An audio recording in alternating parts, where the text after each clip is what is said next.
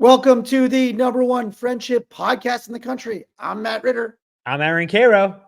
Guys, please check out manoftheyearpodcast.com to buy our merch. Check out what we got going on, live shows coming up. Go to our YouTube page. So, guys, this is part two of a two-part series about how to make friends. We wanted to do a recap, a primer for people who just stumbled into this page.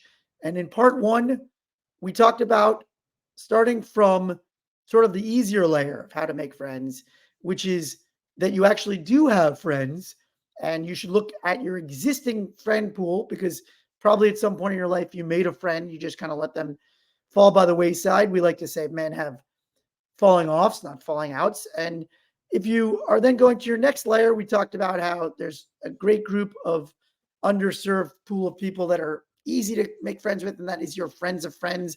When you're moving to a new city, that's the first thing you should do is reach out, let people know, say, hey, do you know anybody?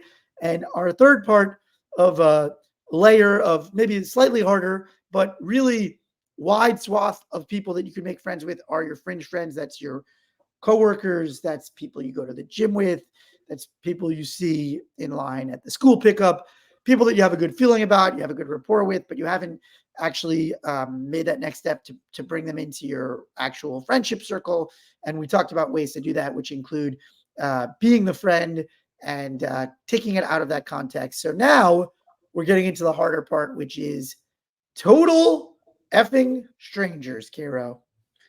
Just meeting someone off the street that you've never met before and making them into a friend, which seems daunting, but happens every day all across the country, and you can do it too. So let's just talk about some high-level best practices. Our number one tip is to find your third place. And just to recap, the first place is home, second place is work, third place is anywhere else that people go besides home or work and socialize. So gym, dog park, church, synagogue, mosque. What are other ones? Other third places. You actually went to an Elks Club. I like that one. The library, the playground where your kids are playing. Where there's a regular spot there. The dog park. I used to have happy hour. Coffee shop. The happy hour bar around the corner. Yeah, coffee shop. Yeah. I've got my coffee clutch, my Sunday coffee clutch. Yeah. So let's let me circle back to the third place a second. When you're thinking of like, because we talk about embracing consistency. In other words, when you find the third place, you don't just like randomly go there.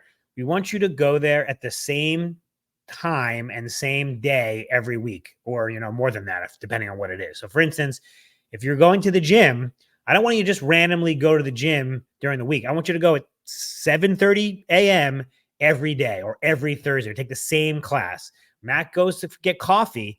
He goes at the same time every morning. He doesn't of course he'll randomly pop in here or there. Yeah. And the reason is you're eventually going to see some familiar faces. Right. And a nod turns into a smile, turns into a hello, turns into my name is Matt, turns into conversation, turns into potential friendship. But that's not what we're doing here. We're not trying to make a friend at this moment. All right. This moment, like we talk about, you can check out our process versus outcomes episode. You try not to go out there and say, I'm going to try to make a new friend today at the dog park, because you're setting yourself up for failure, and you can't actually control that. You could say, I just want to have a nice conversation with two people, or be outside. That's also extremely stressful to go, I'm going to go meet a friend. I'm going to go make a friend in the wild. So this episode isn't about making a friend in the wild.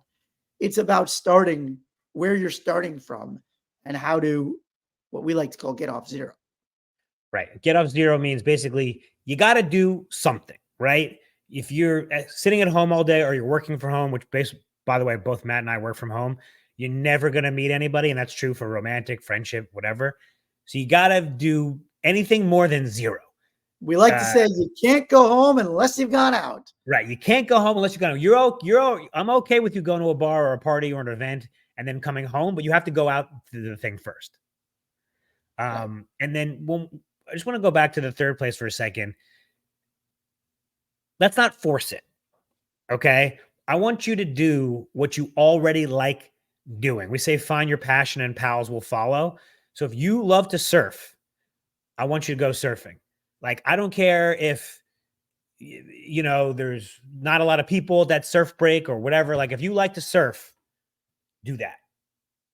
If, I was going if to you're, say, if you're, I think if the you're, reason he's saying that is conversely too. If you don't like to surf, but you're convinced you want to make friends with surfing people, it's just like that's not realistic. We're trying to be realist about this thing.